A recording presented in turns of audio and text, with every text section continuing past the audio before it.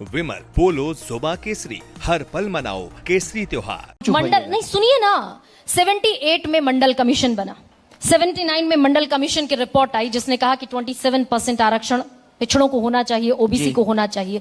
ये आरक्षण 89 में लागू हुआ वीपी सिंह की सरकार में। अगर इंदिरा गांधी चाहती तो 80 में लागू हो सकता था, राजीव गांधी चाहते तो इंदिरा गांधी के असेसिनेशन के बाद 89 में लागू हो सकता था, जी देखिए 84 में लागू हो सकता था। बताइए ना, नहीं हुआ ना सर। वरिष्ठ हैं, बुजुर्ग हैं, अब कहाँ बार बार इतिहास में जाती हैं। सुनिए मेरी बात, मैं 2007 में पढ़ रहा था सर। इतिहास से आप डरते क्यों हैं? नहीं डरते हैं, मेरा इतिहास तो बहुत बढ़िया है मैडम। तो बताइए ना। 4 इतिहास पूछ देंगे तो आप वर्तमान भविष्य सब भूल जाइएगा। मैं तो पत्रकार हूँ। कभी 2 दिन पहले एक पत्रकार की हत्या हुई है तो आपको याद नहीं है और आप हमको इतिहास पे सवाल पूछ रही हैं। ठीक है ना, एक सेकंड आप सुनिए, जवाब देने दीजिए। कन्हैया बताएंगे सबसे पहले, कन्हैया सबसे पहले बताएंगे कि ये क्या मंडल कमीशन की सिफारिशें 80 में लागू हो गई होती। 80 में नहीं तो असेसिनेशन इंदिरा गांधी का जब हुआ, 84 में राजीव गांधी अब तक के सबसे बड़े मैंडेट से प्रधानमंत्री बने, सिफारिशें आरक्षण 27% लागू हो गया होता। यही तो मैं कह रहा हूं, आप सुन तो लीजिए। 2007 में मैं कॉलेज में था, मैं पढ़ रहा था, यूपीए की सरकार थी।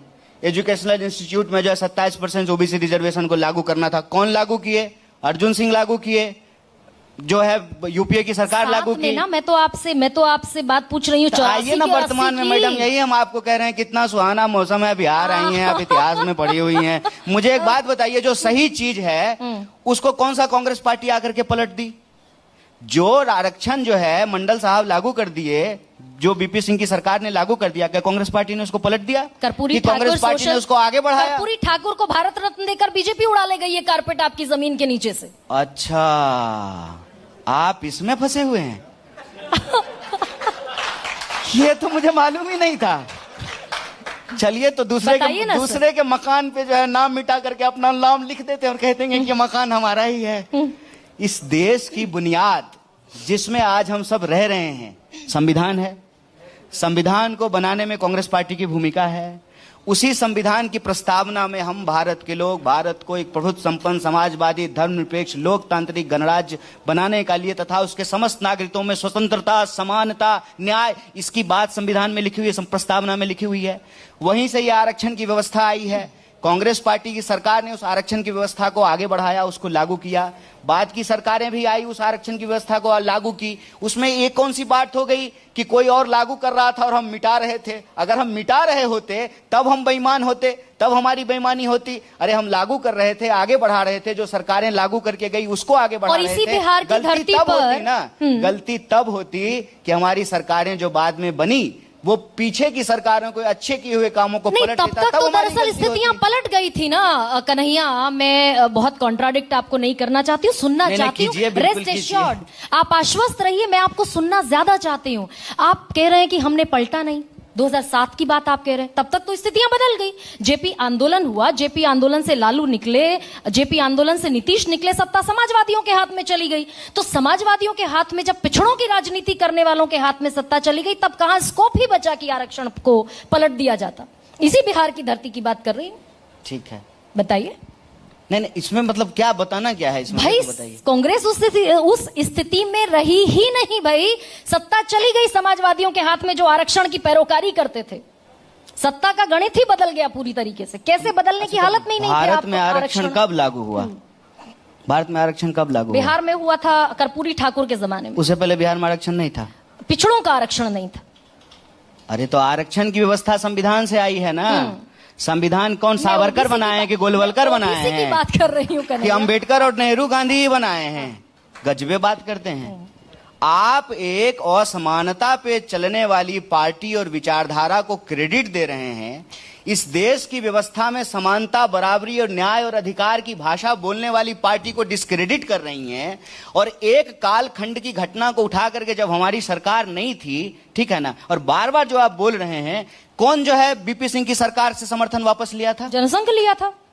कौन है जनसंघ? बोलती हूँ मैं। कौन है जनसंघ? अरे भाई मैं इसको डिनाई थोड़ी करती हूँ। भाजपा बोलिए ना जी, जनसंघ ये नहीं है। बोलिए भाजपा, बिल्कुल डिनाई, बोलिए आरएसएस, बोलिए मोदी जी जिसका चड्डी पहन करके घूमते थे वो पार्टी। मैं एकदम डिनाई नहीं करूंगी। हाँ, तो खुल्लम खुल्ला बोलिए, डरिए मत आप। क्या होगा, ज्यादा जेल चले जाइएगा। जेल बहुत अच्छी जगह है, घबराइए मत। बोलिए कौन पार्टी समर्थन वापस लिया? भाजपा, आरएसएस? कौन जो है इस देश में आरक्षण का विरोध किया है? आरएसएस। अरे भाई हम खुलकर बोलते हैं, पढ़े हैं बंच ऑफ हम थॉट, खुलकर बोलते हैं, पढ़े हैं बंच ऑफ मैंने थॉट। सब पढ़ा है। फिर आप बताइए। हम बताइए, हम नेहरू की विरासत से आते हैं, हम भगत सिंह की विरासत से आते हैं, हम अम्बेडकर की विरासत से आते हैं, हम कर्पूरी ठाकुर की विरासत से आते हैं, हम बुद्ध, गांधी, कबीर की विरासत से आते हैं। आप हमको दोषी ठहरा रहे हैं। सावरकर, गोलवलकर की विरासत से आने वाले लोगों को सही ठहरा रहे हैं। अरे ऊंच नीच को सही ठहराने वाले कौन हैं? जो धर्म के नाम पे अपना धंधा चलाते हैं। न्याय और बराबरी और समानता से लड़ने वाले कौन लोग हैं? जो कहते हैं कि यह धरती बुद्ध की है, कबीर की है, नानक की है। यह धरती कहती है पाथर पूजे हलीम ने तो मैं पूजूं पहाड़।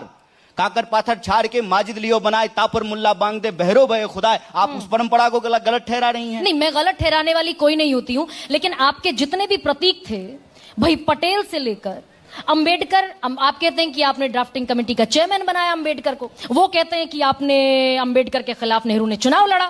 कौन कहते हैं? व्हाट्सएप कहता है ना। बीजेपी कहती है भाई, खुले तौर पर कहती है, डंके की चोट पर कहती है आपने अंबेडकर के खिलाफ नेहरू ने चुनाव लड़ा। तो उनको कहिए कि अंबेडकर जी जो कहते हैं उस सिद्धांत को वो लागू करें। अंबेडकर जी कहते हैं, कोट कर रहा हूं, कोटिंग, अंबेडकर कहते हैं कि राजनीतिक स्वतंत्रता और राजनीतिक अधिकार, सामाजिक स्वतंत्रता और सामाजिक अधिकार के बिना सुरक्षित नहीं हो सकता है। राजनीतिक स्वतंत्रता के लिए आर्थिक स्वतंत्रता जरूरी है। तो अंबेडकर जी जो कहते हैं उसको मोदी जी को दम है, मोदी जी को दम है, मोदी जी को औकात है। तो मोदी जी जो है अंबेडकर के सिद्धांत को लागू करें और निजी क्षेत्र में भी आरक्षण की व्यवस्था करें। क्या आप बात करते हैं? घर बनाए कोई, सड़क बनाए कोई, संविधान बनाए कोई, संसद बनाए कोई, फैक्ट्री बनाए कोई, आईआईएम बनाए कोई, एम्स बनाए कौन, चांद पे जाए कोई, और आकर के कुर्ता पैजामा पहन करके, सूट पहन करके